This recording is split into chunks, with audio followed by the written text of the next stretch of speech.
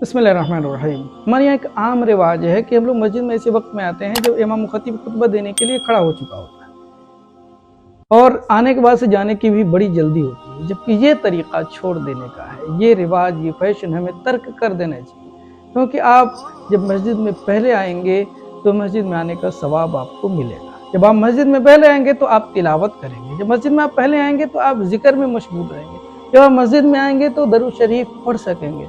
और आप पढ़ भी ना पाएँ, आप चुपचाप बैठे रहें, नमाज के इंतज़ार में बैठे रहें, तब भी आपको सवाब मिलेगा। फिर एक बड़ा फ़ायदा ये होता है कि जुमे के इज्तिमा में इमाम व खतीब खुतबे से पहले अपने इलाकाई ज़बान में कुछ बातें बताते हैं, कुछ मज़मून आपके सामने रखते हैं, कुरान हदीस का निचोड़ आपके सामने बयान करते हैं। कई एक मौजू पे कई हदीसें और कुरानी आयत पढ़ करके उसका नतीजा अख्ज़ करके आपके सामने बहुत मुख्तसर वक्त में सारा का सारा मैसेज और सारा का सारा मजमून आपके सामने डिलीवर करते हैं। ये दीन सीखने का एक बेहतरीन मौका है। इसके ज़रिए से आप हफ्ते में कम से कम एक बार दीन की बात सुन तो लेते हैं।